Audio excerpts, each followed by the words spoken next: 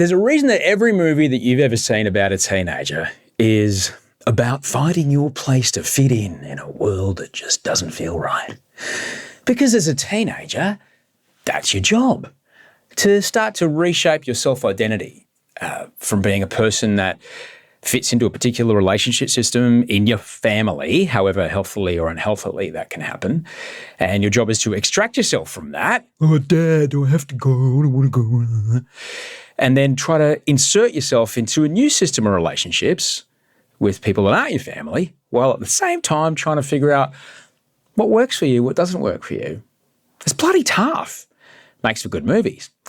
The thing is, though, even the bullies in those movies and those TV shows, they're just trying to fit in. Once I started to learn about the iceberg theory of child behaviour, and that the thing you see, the behaviour, well, that behaviour is the tip of the iceberg, and that behaviour is an effect or a symptom of everything else that's under the surface. Well, once I learned that, looking back at some of those films that I used to watch, the bullies in those movies all started to seem more sad than the kids that they're picking on. There's a new movie called Uproar. It comes out in Australia this week. It stars Julian Dennison, Minnie Driver, and the exquisite Rhys Darby. It's set in 1981 around the notorious Springbok tour of New Zealand, the rugby union tour. It's an extraordinary film.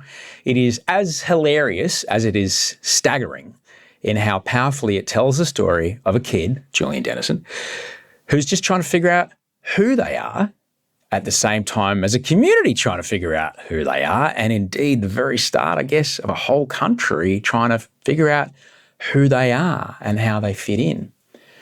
What is truly wonderful about this film is that it is actually based on a true story, and it's the life story of the brilliant director, Paul Middleditch. Paul has been on the show before. You may recognise his name, you may not, but you certainly know his work. He's the absolute genius behind the kind of commercials that you never ever forget. The brilliant series of lamb ads that come around in January every year. The unforgettable commercials for Carlton Draught, including my favourite, which involves hundreds and hundreds of extras charging at each other across a field. And the hands down classic, the Yellow Pages campaign with the immortal line, "Not Happy Jan." Paul made all of those, and he's made this film. But what makes this film even more unique is that while Paul is a very, very clever director, a very, very cool, very funny person, incredibly good at putting comedy on screen. So Paul's directing this film, a film about a life he literally lived. But the screenplay, the script, was written by his extraordinary talented wife, the acclaimed writer and director, Sonia Whiteman. Now, as I mentioned in this episode, it is rare that my wife Audrey and I could, build something from IKEA without getting shitty at each other. And yet here is a couple who've been together for 23 years with a beautiful family, managing to take an idea from an inception to pitch to production and now, getting a standing ovation at the Toronto Film Festival, and they're still together. The film is magnificent. I cried twice. Audrey cried about 5 times. But how these two work together, the way they speak about each other, it's proper couple goals, I'll tell you that. You'll understand pretty quickly why I just adore these two human beings, and I can't wait for you to get to know them.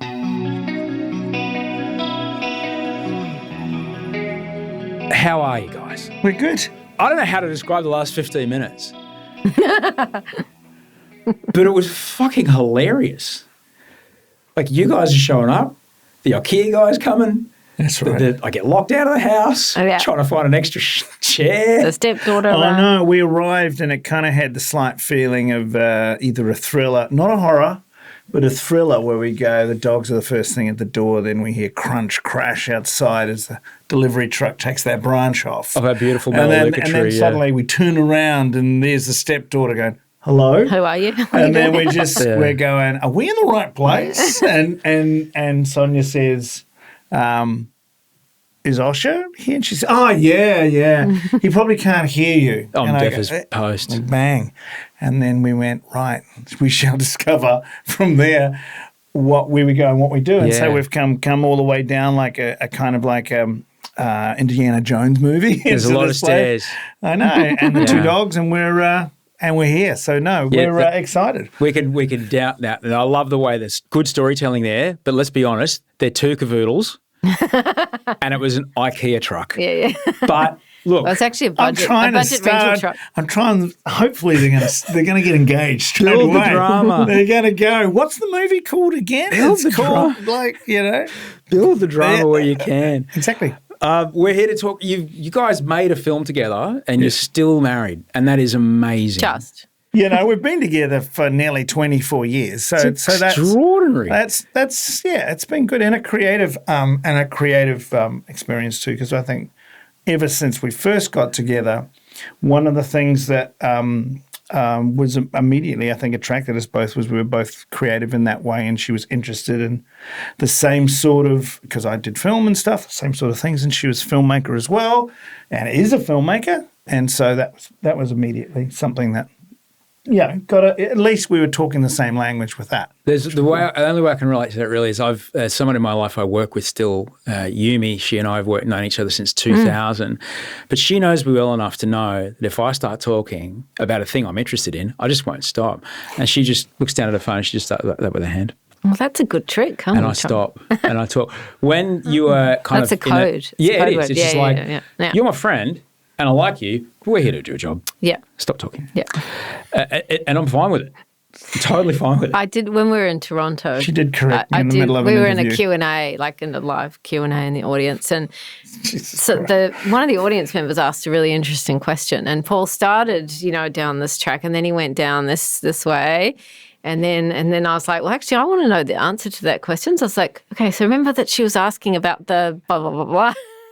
Whole audience laughed. And they did laugh. Yeah. And I said, I'm sure you realise we're married. They got another laugh. And then, Who else can do that, right? She has no shame in making me feel shame.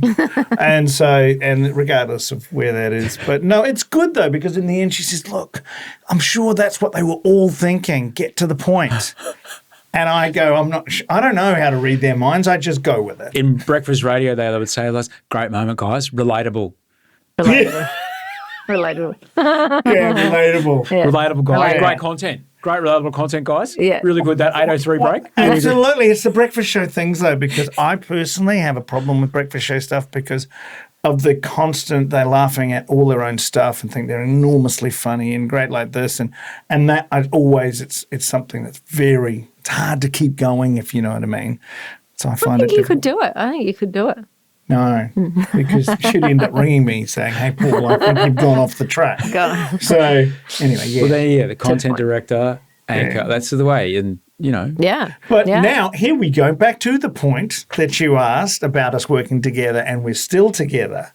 When the genesis of this project came up, Sonia was working for years on on her first feature, and I had read that script and absolutely loved it. And when it came to a point of going to the next stage of writing, which is Uproar now, the film coming out, Sonia then, it was great for me to be able to go, well, I think Sonia would be great for this. And Sonia was excited with that as well, with Emma Slade, who was our producer, still is our producer at the time.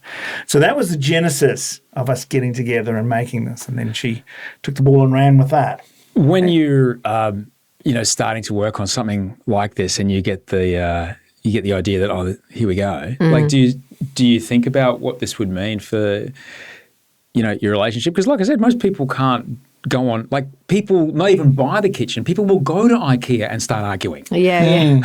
Yeah. Yeah, I mean, I don't know. Are you going to tell honestly your process though? Because it isn't so much about that. You do your own thing, which is kind of good. Understand. I mean, I guess, at the time it was sort of, do you want to write a draft of the film? And I was like, in fact, I said no the first time because I was doing other things, and I thought, because it was already a screenplay that was, it's very different than it is now. But, wanted to concentrate on my own things, and because I'm a director as well, I was like, do I want to spend all this time writing something that I'm not going to direct? It's very selfish of me, I know, but in the end it was kind of a challenge. So it took a while to sort of get into and shape, but I guess I didn't realise that it was going to be so many years of development as well. But also, I mean, writing is a very solo process generally. I mean, for film it is. So it's not like we really had to sit there in the same room all day and kind of, debate it out. And I knew at the end of the day, like, I would be right. So if it came down to it, Paul might have his opinions, but then I'd be able to just veto everything. No, that sounds, and that is actually really fun. I'm quite You are collaborative. getting her sense of humour, because there is a lot of humour in the picture that is very much at that level. And so when I can see it, from previous stuff that we've done in terms of the comedy stuff that I've worked on, but knowing Sonia's really intelligent, observational and smart humour, let alone all of the dramatic work that she put into the picture, because that was the one thing I particularly liked in her first script. It was very moving. I mean, I remember reading it and I had to cry. You remember when we were, and I, and that was exciting for me, because I go, there's real potency in what she was writing. But it was interesting because so many of the beautiful characters that I now look at, and particularly the female feeling in the picture, comes very much from a lot of what she added in with her characters there, particularly Shirley and Samantha and those characters. Well, I think you have to find a way into any project. I mean, especially if it's something that you come into that's not your original idea. And it definitely took me a few drafts to find that voice, because you've got to find the voice. And I think that, it'd be fair to say, the film as it is now, Hamish had to do the same. When he came in to do his work on the film, he had to find his way in as well to be able to tell his story authentically. So I think that's really important. You talk about doing a couple of drafts, because there's many myths around filmmaking. One of them is just like finishing the Smith Corona and like ripping out the final page and then boom, and we're done. We all dream of that. Till like with the end of that final slate on, I can't remember what TV show it was, but there was a final slate of someone typing away at a Smith Corona and pulling out a piece of paper. I can't remember what it was. Tell me about the process of failure when it comes to getting something up, particularly something where funding is already involved and you're getting paid to do something that, it's not good enough, you've got to keep going. Yeah, I mean, it's hard. And I think in this country too, Australia and New Zealand is the same. It's not like Hollywood where there's kind of a lot of money floating around. I mean, it's funding agencies really that are funding scripts and development. And so, I mean, writers really don't get paid very much at all. And it's not about the money, but obviously people want to live, put food on the table. Yeah, so it's a tricky thing, actually. Say if we were skiing, say we were on, I don't know, we're at the Remarkables, all right? And I'm falling over, I'm on my side. Yeah, you fell over. And if I said to you, yeah, I'm not very good at this, or if I said, yeah, I fell, versus I'm learning. Yeah. Oh, good job. Yeah. True. Falling over is part of that. Yeah. So the idea of trying to remind yourself while you're not getting there, it's okay. Yeah. Rather than getting down on yourself and having it stop you. Yeah, and I think it's, there are so many phases through a draft. Like you will, and I'm writing something at the moment, and so I'll get on a roll and it'll be great, and then I'll get to, it's probably around the middle usually, that in the second act people get very stuck. And you kind of go, what is this? This is terrible. This is shit. Like, what am I doing? I'm a terrible writer. And then I'm going to go back to the beginning. And then I'm like, this is blah, blah, blah. And then the cycle goes on again. And I think if you're working in a team, and I've just done a TV project as well, it's just so much easier to have other people to bounce off and, for other people to pick up the slack if you kind of fall down a bit. But you have to be really self-motivated. And I think that's the hardest part for me, is that self-doubt. And then, you finish it and then someone gives notes and you're like, well, those are terrible notes. Like, what is that person thinking? They haven't spent this much time and they don't understand this character.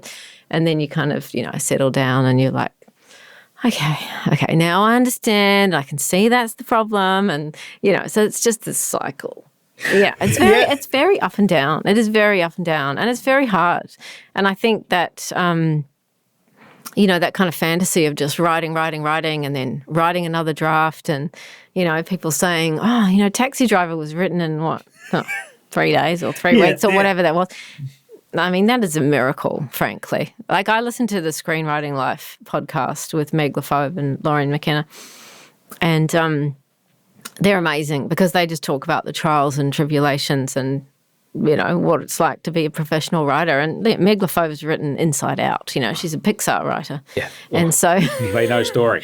But they have their problems, you know what I mean? They wake up in the morning and think that they're failures. And so it's, that's reassuring to hear that other people go through the same thing. It's not easy. Yeah, there were a lot of different roads that we did go down and could have gone down with Uproar. It was a different title at that time. It's called One Winter.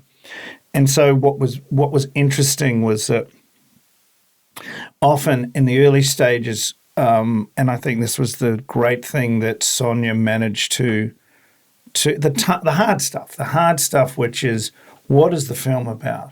What is the most important part of the film? What are the audience going to be able to experience? What are the things that are necessary in the film, and what are the things that are unique about the film? And that was a juggling act. It's not about rugby, is it? No. It's not about filmmaking, is it? No, because originally it was about Josh was a filmmaker, based on me being a filmmaker.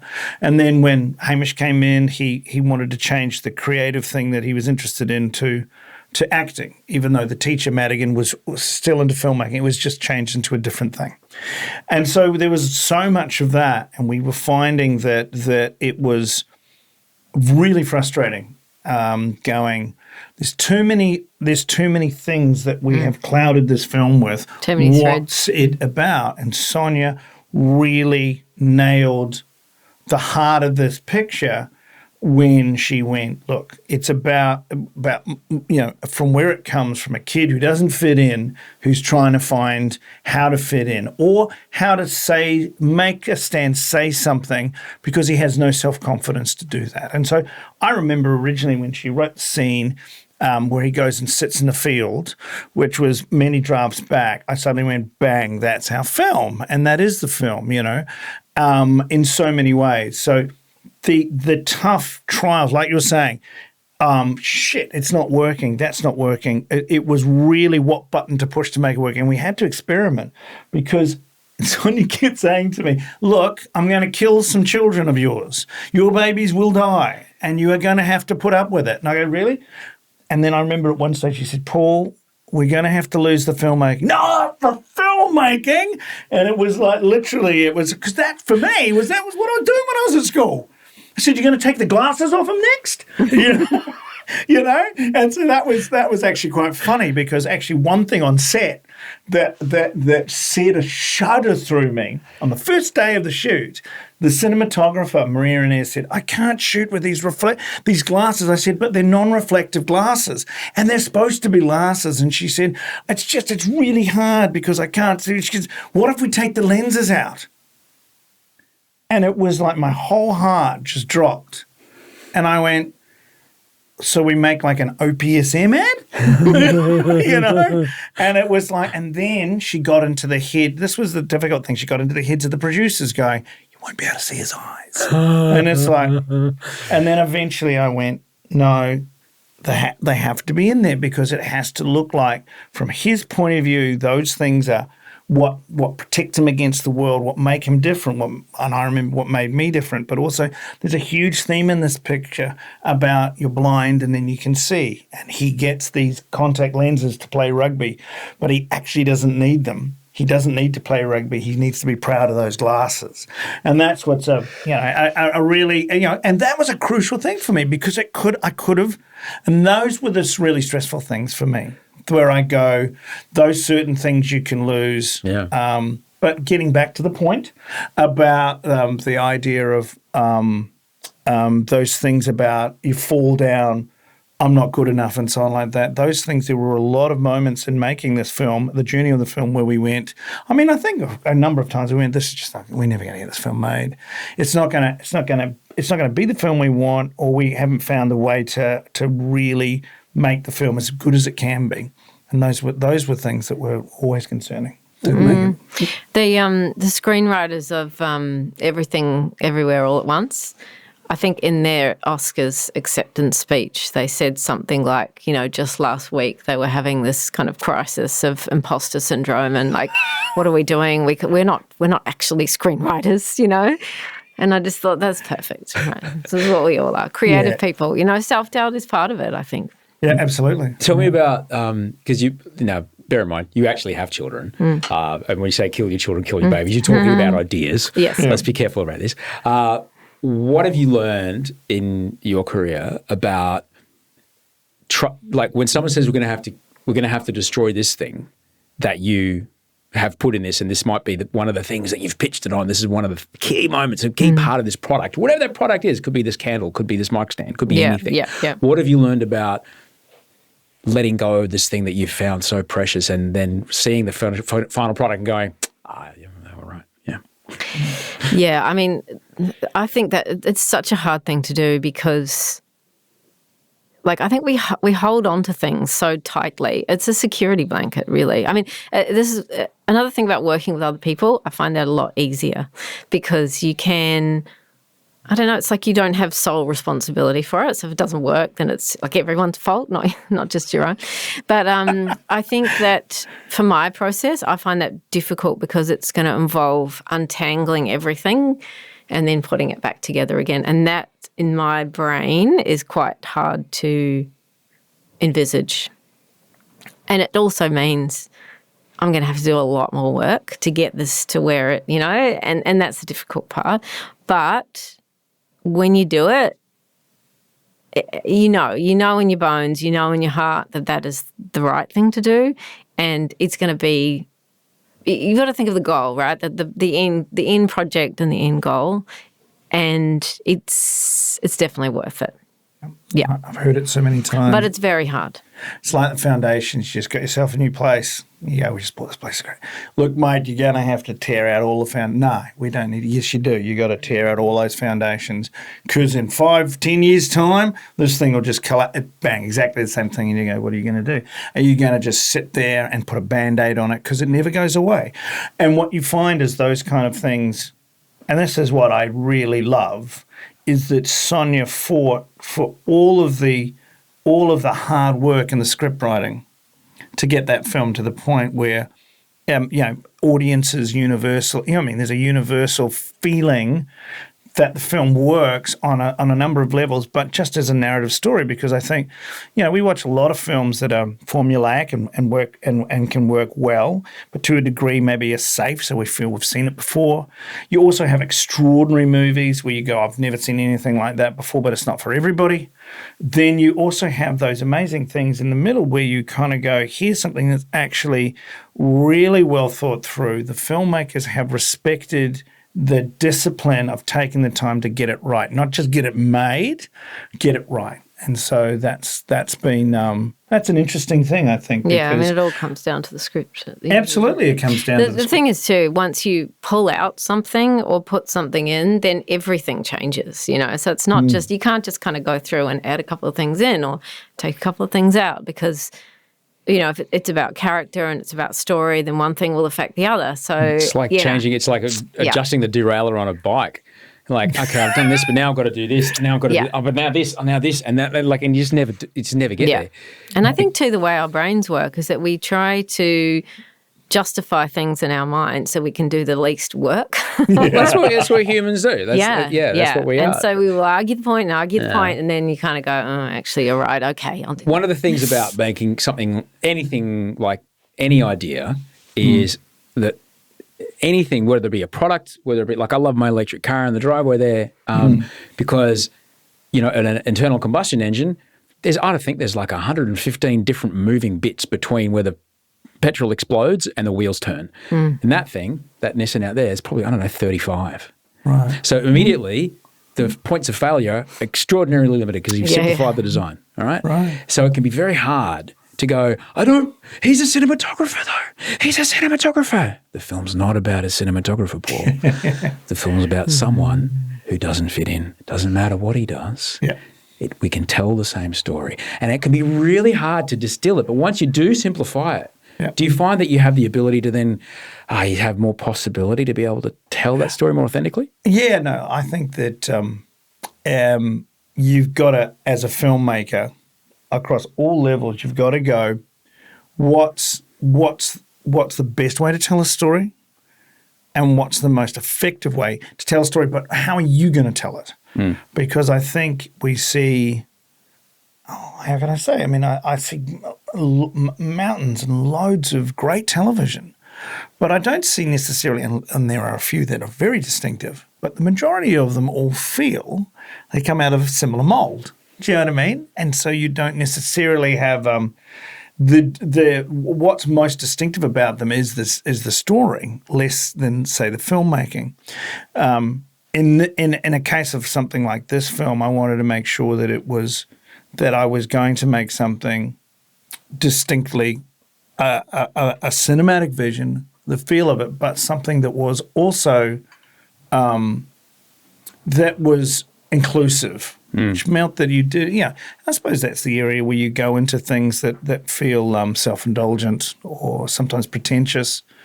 I think you have to have the fine line between something that's actually cinematic and artistic, but still at the same time that not either drawing attention to the filmmaker or away from the story. And so that's the balancing act that you have. But when you talk about, say, things like the hard work and discipline, like I storyboarded this whole picture. Now, it's not fun storyboarding a whole movie, and I've storyboarded all my life. Just for people who've never made a film, right. You're essentially making a comic book of the movie. The whole film. Yeah, and Paul is actually like, he will never draw a stick figure or whatever. It's like a work of art. Right. Yeah. So with shading, with lighting. Yes. Yeah, of course there is. No, the light's he's got to be short. A little bit, even lenses. So some stuff looks, where you're low or high or whatever like this. Of course you are. But the only reason because for instance, sometimes that sort of level of detail, but when you're dealing with a certain number of days, what you've got to do, you've got to be really disciplined about the hard work. And the hard work is sitting down, and I drew it in 3 weeks. And it's just like, but it's also having a really clear blueprint, but a blueprint that you then can make better. But everybody could see it. So the art department could see it, the cinematographer could see it, the actors could see it, the editor gets sent it as well. Yeah, right. So that when they're looking at this thing, they go, okay, here's the plan. We have the script, and this is a written plan. Here's a visual plan. So that, for instance, in the middle of the movie, if you remember, there's a big riot protest sequence in it. Now, the producer, Emma, said to me, can you storyboard that like now? And I went, what, in the first week of pre? And she goes, yeah, because it's going to take a huge amount for us to get this right for a price, but at the same time, for us to know where the camera is going to camera in general, how we're going to do it, how many days we're going to look that way, this way, how many extras we need there, all this stuff, what's area of the city do we need. When I did that, that's why, and we shot that only 4 days from the end of the picture, that's why suddenly it all came into place, because you felt like we knew what we were doing, and then we could adjust and work within that. But the thing for me is it was also so, like you're saying, it's like, oh God.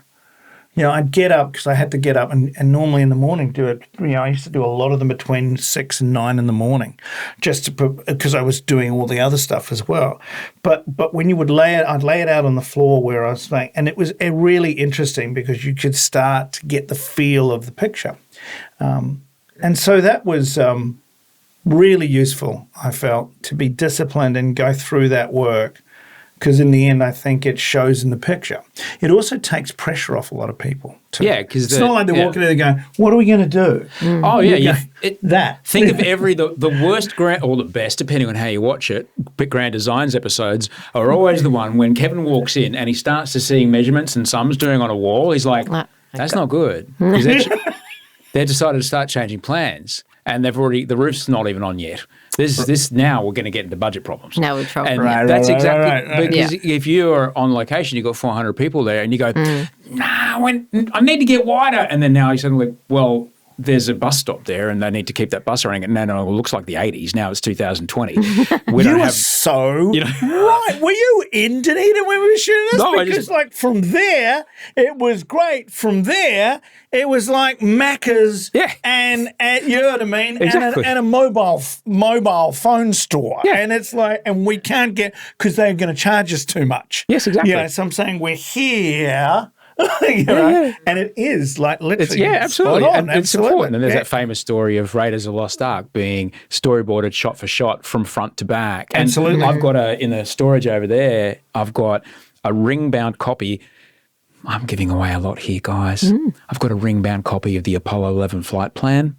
Really? As it was in the communication. Yes. Yeah. Wow. Oh my God! Do you read it much? It's minute by minute. Do you read it much? It's typed. It's amazing. Wow. Right. It's typed. And it took 400,000 people or something like that to do the space program. But it's exactly what you're saying. It's like, oh no, this is what we're doing right now. And we've rehearsed every part of it. Yes. So when which is probably critical in that. We can't do a reshoot when Michael Collins is orbiting around the back of the dark side of the moon. We can't come back and do it again, guys. There's no pickups. There's no ADR. Like we're going to...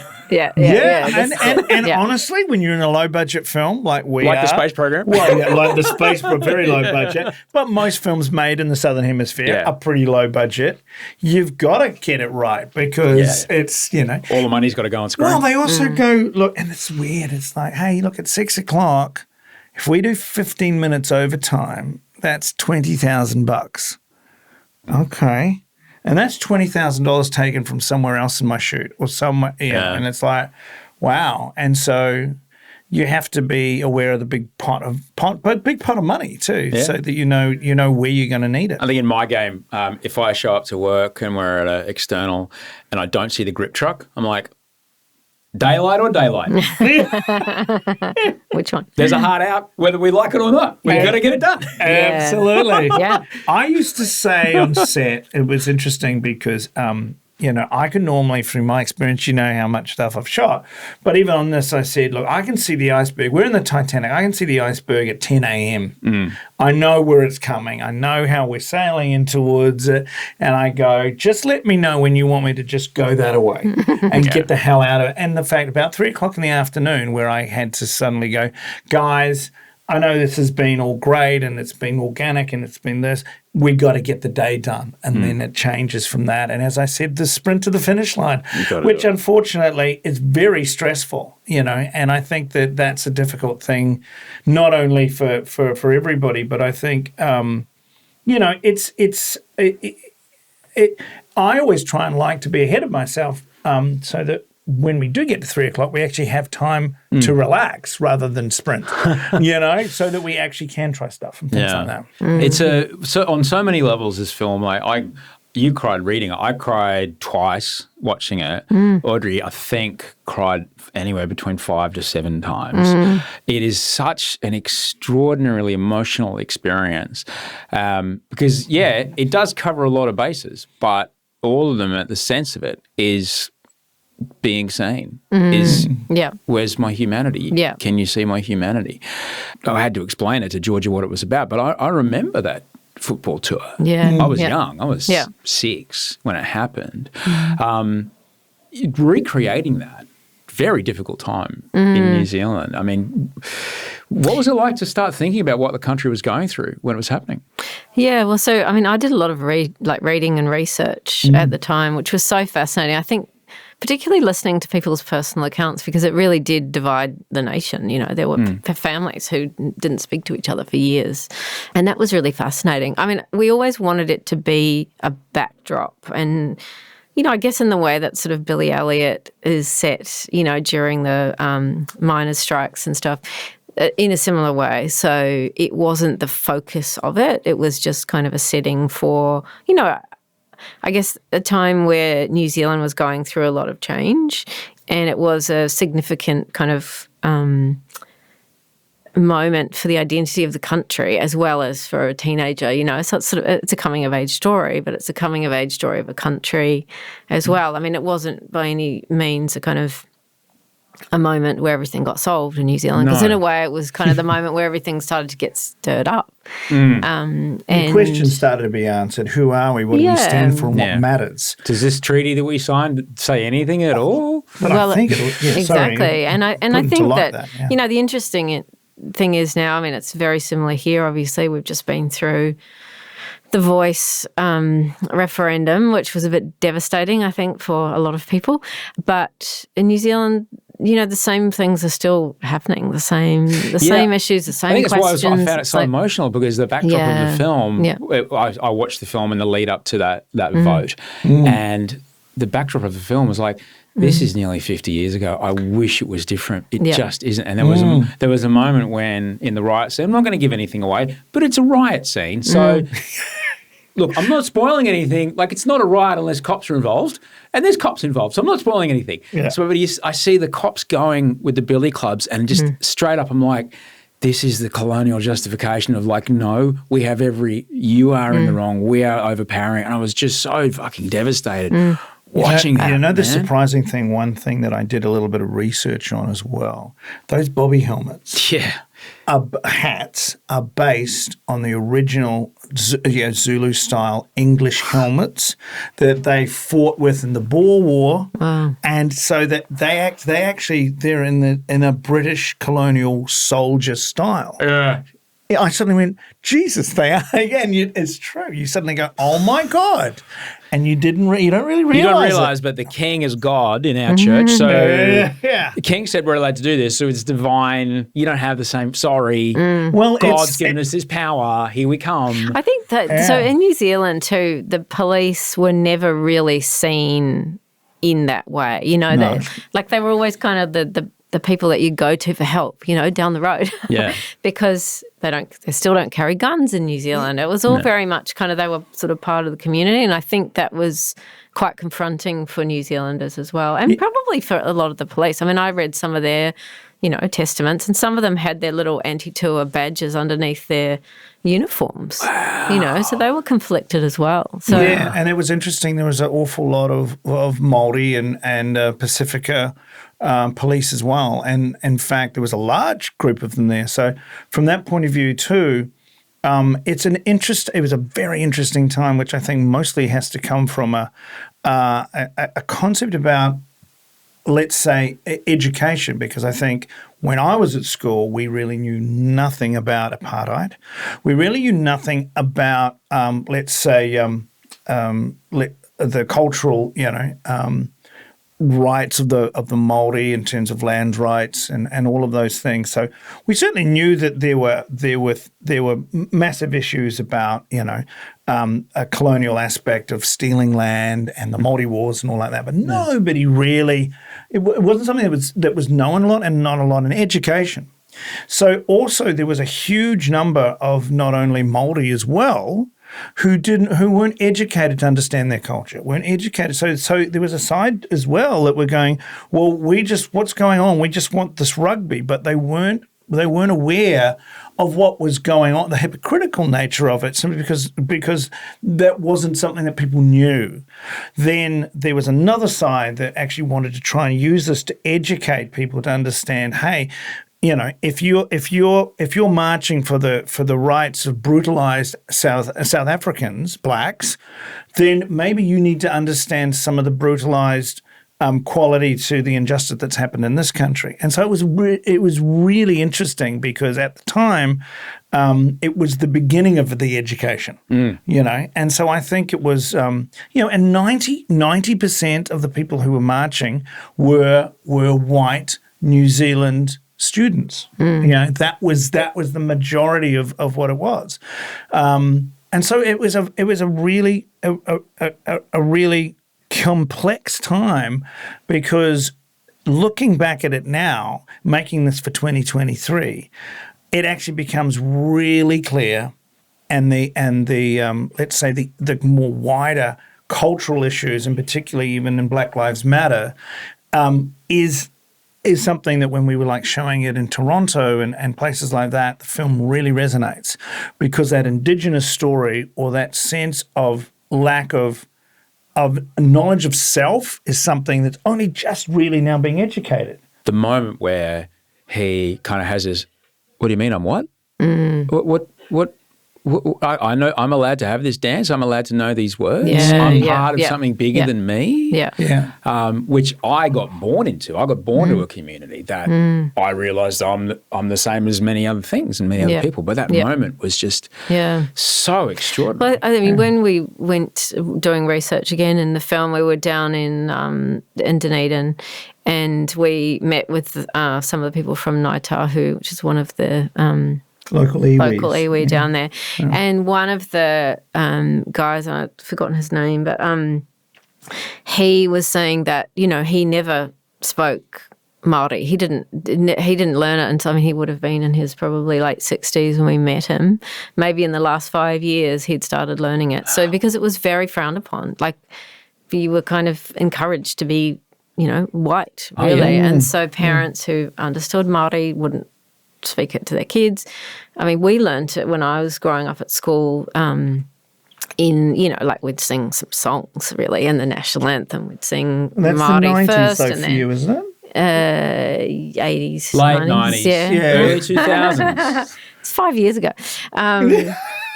Yes. Yeah. So, that was a real thing. I think that a lot of Māori people in New Zealand didn't have that kind of connection. Well, same thing happened here. Like you weren't allowed, people weren't allowed to speak their own language. Languages got lost. Yeah. And then you had people curating and keeping language. There's some languages that have less than 20 people still speak them. Yeah. Well, what's interesting back at the time in 81 when we were researching it, and I remember as well, you didn't have the English name and then the Māori name that didn't exist. So I was finding was that Māori was used very selectively. And for instance, the principal in our film uses it as a weapon as well, as you notice, so that it suddenly it's a way of him kind of washing his hands and feeling that he's being inclusive, but he's actually being very manipulative. Yeah. And I think that people feel that in the film. They feel the manipulation of race in the movie too, which adds a nice element for discussion, because the one thing in particular that is brought up, it brings up a lot of emotion and a lot of discussion about not only necessarily specifically Māori issues, but issues about how we work as a community and who we all are. And the one thing that I fought for throughout the making of the film was the fact that it has a balanced vision of the film, so that it's inclusive from that perspective, and so that it has truth and sincerity with the material we're dealing with, but it's for everybody.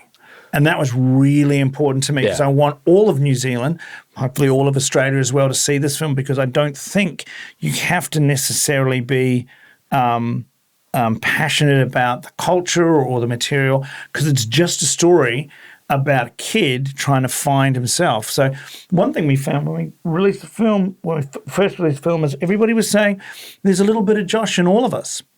And that to me was, very much the reason to make the film. You were very kindly invited Audrey and I to come and see a screening of it, which was amazing. And in the middle of the film, I don't know, about 5 times, I kept saying to Audrey, it's as if it was shot at my school assembly. It's as if it was exact, it's like there was like if you buy a Macca's franchise, this is how you do it. Like it's the same shit, the same messaging. Quarter pounder with cheese. It was the same recipes, the same menu items, the same way of speaking to the kids. When Paul started telling you about the school he went to, did you know the schools like that existed?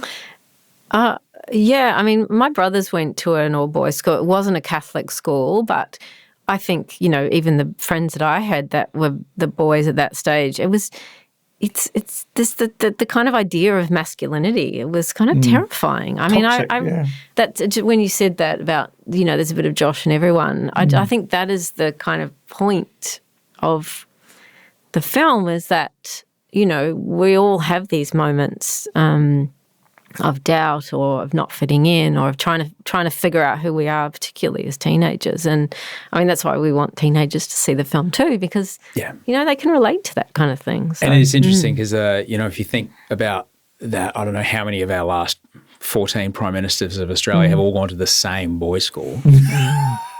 And how many of the current, I want to say ruling class, but the current, the upper echelons of our community, and not necessarily ones that are elected, people who run companies and such, all grew up in this environment.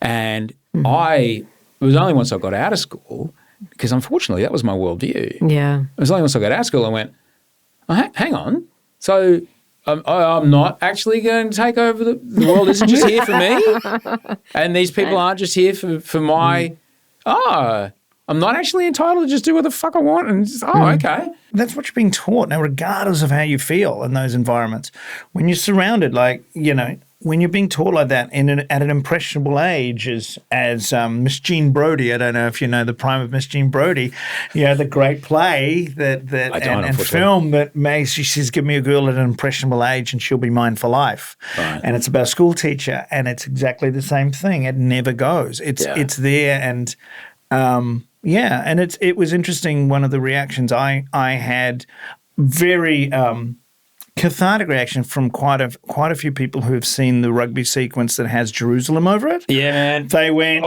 oh man, that's just.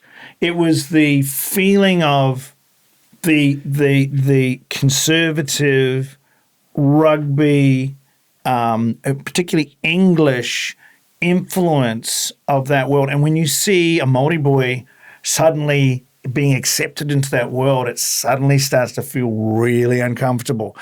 And I remember when I thought of that scene and found that piece of music, the other thing that's really seductive about it is it's a beautiful piece of music.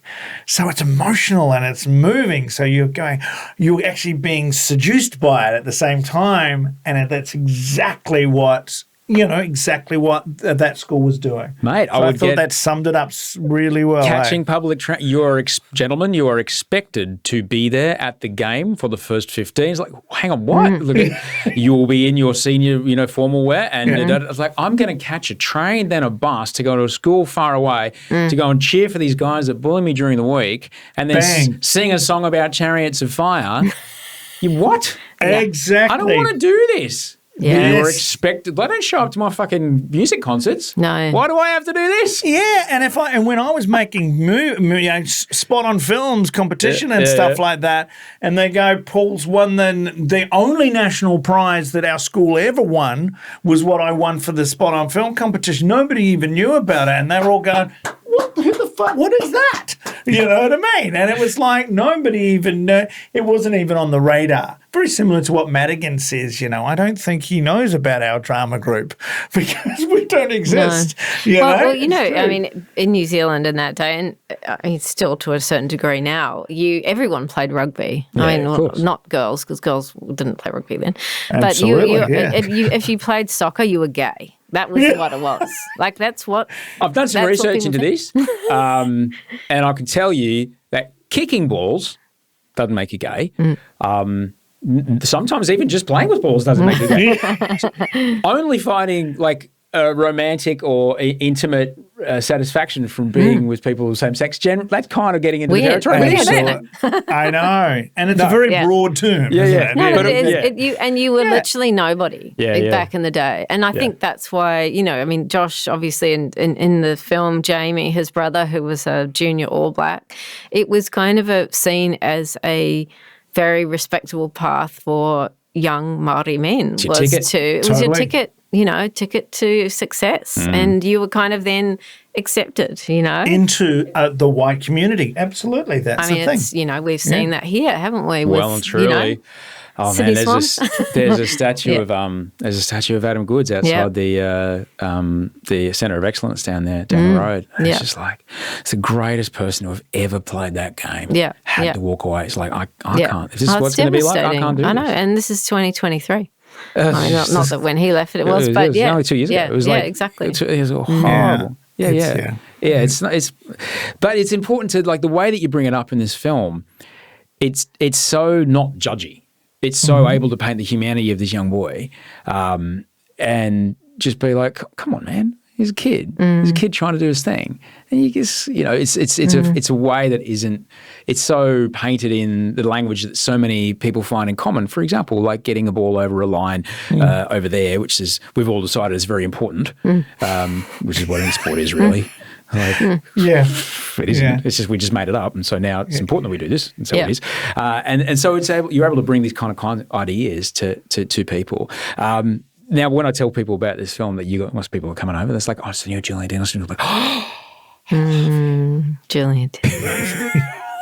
But it's something quite different for Julian. It really is. Because it's his great performance. It truly is, man. He's the reason I cried. And he's so funny in it He's the reason I cried. Yeah. You still get Julian Dennison. I teared up at the single mum stuff. Audrey was destroyed at the single mum stuff, which was so because it was so beautifully told. Yeah, the single mum just trying to do it, kid. Surely, just trying to get hanging there. in there. Yeah, and the kid going through rehab as well. Yeah, because my story is like, I get that. Yeah, but it was Julian, man, yeah, boy, oh boy. Yeah.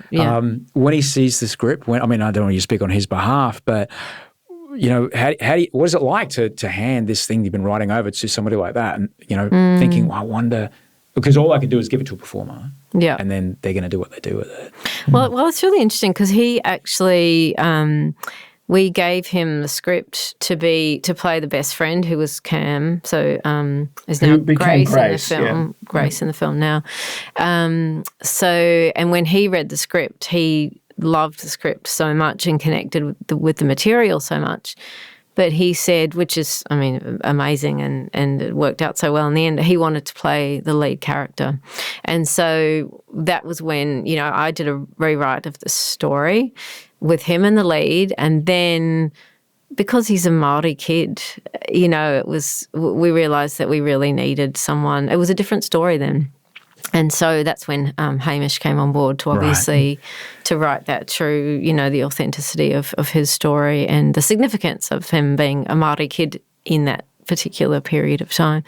It added a lot. So I think he really and I think both in the draft that I did and then subsequently with Hamish, we were writing that with him in mind from that moment, as the lead character. So. Yeah, I think that brought a really special tone to his character. There's a real vulnerability to him as a person, I think, as well as an actor. He's not. We saw him at Hunt for the Wilder People premiere. Well, it's like a Sydney premiere or screening or whatever Q&A screening, and he was still that kind of kid. Sort of jokey and telling jokes or something. He was only 12 or whatever.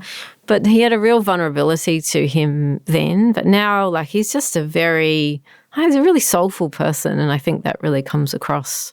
Yeah, he's got a wisdom to him. When I first got to meet him and get to know him, because I had the first meeting with him to talk about the film with his mum, who plays Tui in the picture.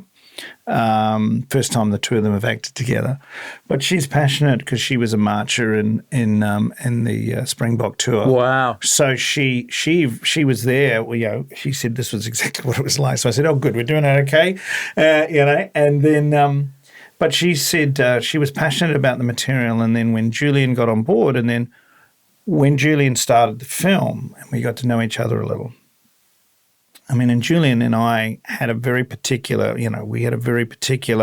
just between the two of us, where, he goes, you're me and I'm you. I get this. That's why I love this, because what you went through, I've gone through. And so, so he goes, those two things have kind of come together. So in his own way, he's had certain things he's struggled with in his own life, things that have been, ways of him dealing with certain issues of self-esteem, same with myself in other ways. And what's extraordinary is you see the guts it takes for him to be that vulnerable.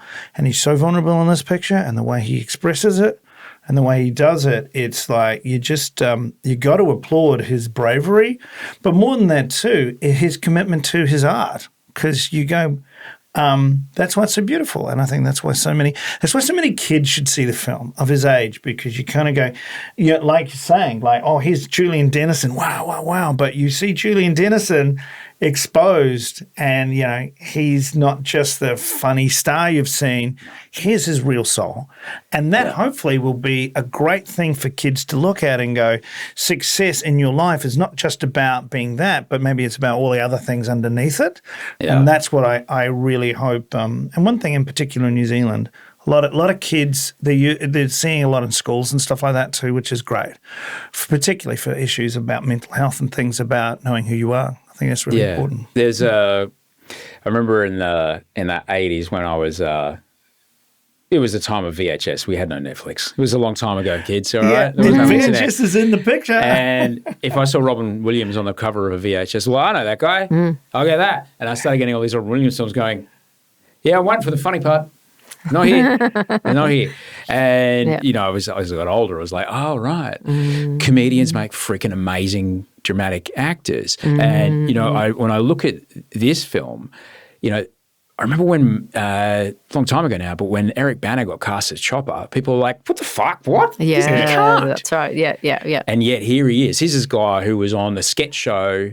The last thing we all knew him from was this guy on a sketch show playing 17 different kind of really over-the-top, just scenery-chewing TV sketch characters. SNL stuff, absolutely. As big as it gets, humongous, really, like the audio guys just turning it down, turning it down, like, no, a bit like, you're too loud. And yet then he shows up 20 kilos heavier as Chop, and you're like, oh my God, he's terrifying.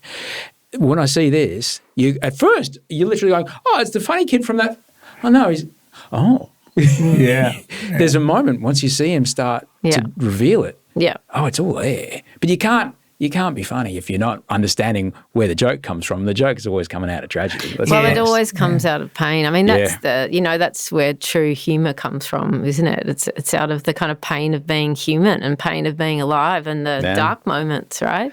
Poor Paul has to deal with my family who are all, we just give everyone a hard time. Not everyone, just me. Mate, I'm the same. I don't get it. I get nailed all the time by her brothers, even her dad. My dad, which is great, and it's like, and they know that it can. Is bounce he like up. this? Is he like shake man? Is he like this? Is like haven't been out in the yard much, have you, mate? Kind of. He is. It's more a little bit like that. It's more like it's affectionate. Yeah. I cry at night, but it's fine. That's what our family was always like. Like we come from a very solid family. There's a lot of care. There's a lot of stability and support. And so that's just kind of part of it, We feel safe doing that. So maybe Paul... My family's completely different, It's true. And from that point of view, when you talk solid and so on, we're nuts. But in a nice way, nuts. But the one thing is they're total individuals, and what's really exciting. Do you know what I mean? That for me as well. I think the thing about when you look at something like this film, it's about celebrating your individuality and going, and sometimes you don't quite know what to do to make it work, but you just gotta have faith and belief in yourself. And love, I suppose, in the end. That's a true thing as well, Trying to keep any relationship together is tricky when both partners are in, how shall we put this, seasonal income industries. Over 20-something years. That's, both Audrey and I are the same. We're unemployed for the rest of our lives when you finish a job and you go... And this has been since I was 17. That's the way I've been my whole life. And it's like, okay, and you get used to it, and then when you get successful, but that still happens when you go, oh shit, work. What are we doing next week? We don't have. You know what I mean? What have you found? Sorry to interrupt you, but what have you found as a couple helps you get through those moments of uncertainty? Sonia's very disciplined, and she says, just go and get some work.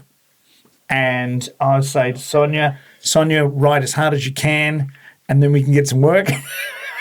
Sort of, right? A bit like that. Yeah, I don't know. I mean, Paul's been pretty busy, so I guess it's not so much of an issue for him. But I don't know. My philosophy in life is just acceptance. Just not trying to fight. Like, we've had some crazy stuff happening this year, like amazing things happening. But, my mum died a couple of months ago. We now have my dad living with us who has Parkinson's and dementia. So he gets up during the night and thinks that people are in the house and, all these kind of things. And I'm like, well, this is what it is today. So we just accept it. Yeah, it's pretty big. So I think that's my philosophy generally. Yeah, well, my dad passed away in the first week of the film, and so it's interesting that we got through all that, and it wasn't easy from that perspective. But whatever's happened, we were both working, but very hard, and somehow we got through all that and made the film and made it what it is.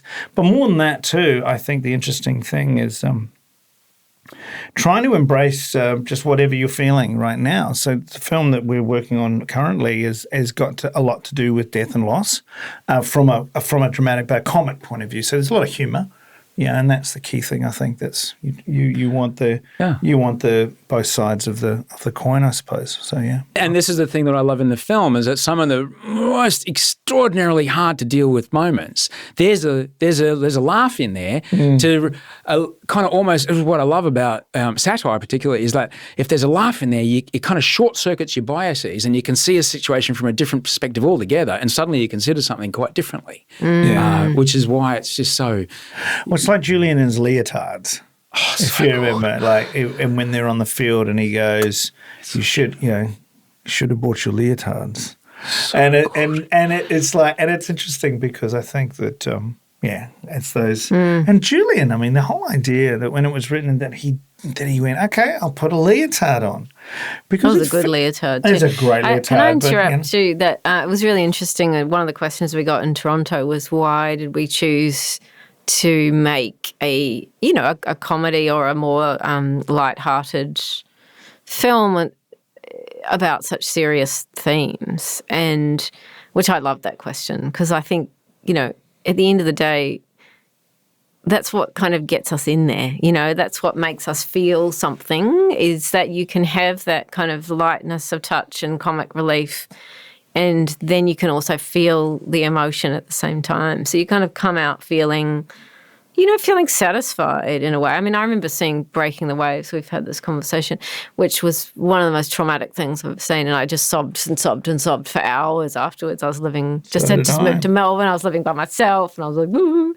And it was really affecting, in quite a traumatic way. But those films, like Uproar, the films that I love, where you can feel, full when you come out of it. Like you feel moved, but you can have a laugh and you can have a cry. And you're like, okay, I went on a journey, right? This is good, and it's about something that is meaningful to people. To me. Hopefully you leave it and you're uplifted by it. You actually go, despite all those things, it's kind of the idea is, there's tough stuff out there, and we deal with tough stuff, but you leave going, well, I feel better and renewed by watching that.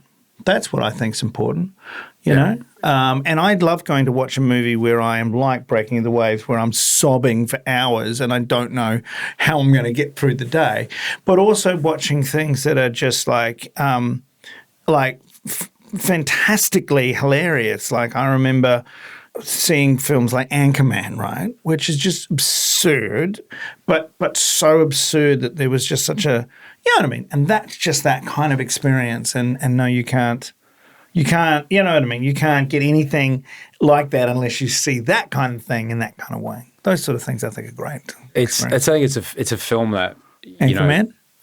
This Uproar, you could show it, you could show it in any kind of post-British colonial country and people will get it in a big way. But I reckon just the messaging in it, there's so much about, there's so many relatable, there's so much in it. There's so much in it that, I think you guys it's such a beautiful thing you've created, and thank you, because it's hard stuff. You mentioned you're trying to tell 4 films at once. You literally packed 4 movies into one. Each one could be its own film, all right? But you've managed to do it. It's hard, and it's beautiful. And yeah, it is tough. It is hard and tough, but I think in the end, it's all just about Julian's journey. So all those things that are around him, all those other little sub-themes and stuff, but it's all just about. I think it's interesting, though, too, because the demographics in Australia, particularly that go and see film, the main cinema-going audience is women over 45, right? And they came out in droves in New Zealand as well. So I think that there's something in there, whether it's a single mum or a mum or just, having, or particularly a single mum with a mixed-race child, that really sticks with people. Like I had someone come up to me in Toronto in the foyer, and she just said, I've got 2 children and I know what it's like to be so focused on one of them that you kind of drop the ball and something happens to the other. And then she started crying. Yeah. And I started crying, and it was like, it was really very, very meaningful for her. And it just made me realise that, that's her story, or it could be the brother's story. There's something that you go into in films that you kind of connect to. And yeah, it was like Gemma who did the introduction at South by Southwest from Letterboxd, and she said, and speaking as a solo mum, I just want to say, that we don't see this a lot, and she really, really applauded that, from her point of view, something that meant a lot to her. And I think the interesting thing with Minnie Driver in the picture, I think she has a fabulous job. But it was interesting that her evolution, in a way, she has the most transition through the picture. Really tough, really, really determined, strong, hardworking. Very, she has a lot of faults in the way that she's doing things, but she doesn't know any other way of doing it. And then eventually, when she understands what's going on in her family, but particularly with her boy, the sense of support and renewal. But at the end, they don't see it coming. And I think we all don't see things coming sometimes in our life, and they just happen, which is kind of cool. It's a beautiful film. It's a lovely picture, and of the world at the time. And I also really love, like, you're some 30s film producer because you keep referring to it as the picture. I know. It's the picture. Come on, it's the picture. It's a great picture. He's great in the picture. Yeah. That's right. We all want to burst out into song. I love it. That's right. We're talking about the picture. I love What's it. the big picture here? The picture. Exactly. It's like something out of Barton Fink. Exactly. And absolutely. I've got very 2 like real dumb art department questions. And then we'll get out of here. One, as a Kingswood driver. Ooh. Thank you. Nice. Yeah, that's all I'll say on that. Yeah. And 2, the off-the-shoulder camcorder, which was the smallest thing available at the time, where you're like, no, it has to be that one because that's the one I used to drag around. No, that is the one. My one. Get the fuck out of here. Yeah, so I couldn't find a GX8080, JVC GX8080 that was good enough anywhere. So I went, can you guys, this is my family, can you go into the garage, see if you can find my parents had kept my old JVC quarterback and camera, but it looked like something out of Indiana Jones and the Temple of Doom. And so I said, oh, shit. So the model maker said, give it to me. And he went and he turned it and made it look like it was brand new. So the camera and the quarterback and all that Julian's holding is the real one I used at exactly his age to make all my movies at that time.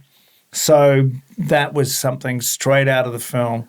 And I was very, very happy with that. So when I saw Julian with that, with the glasses, with this, I went, I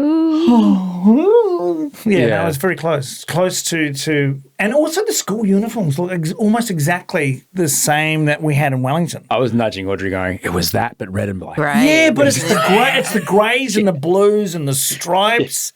It's like just it's like in the hall. A depressing candy store. Do you know what I mean? It's just like yuck. I do so love that was your actual camera. Yeah. Yes, it was. It was my actual camera, and I can vaguely hear 13-year-old Paulie shaking his fist, going, one of these days. Well, the weird thing back then. Can I just say, what we should do is get you his old home movies from when he was like 10. I still have them. I still have them. They've got his brother, his brother playing, a soldier, and they were kind of war movies. Or there was one earthquake one where it was like an earthquake in Wellington.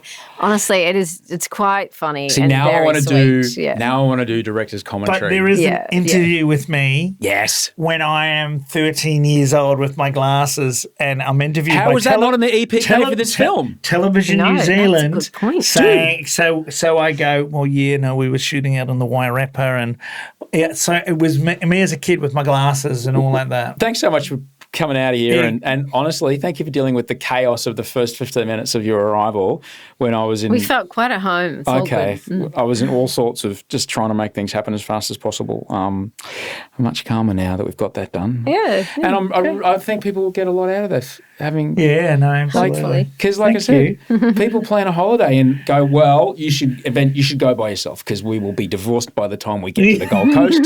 Take your 3-puck super pass and fucking have a good time. No, we to tell you the truth, the way that it, like Sonia when she's working, it's like, well, do you want me any feedback? She's no, I'm going to just write this, and so I don't get really to say fucking anything until she says, here's a draft, have a look. Boundaries. And then, how good are they? Boundaries, yeah. They're It's pretty all here straightforward. You know what I mean? Anyway, thank you very much. No, Yeah, it's awesome.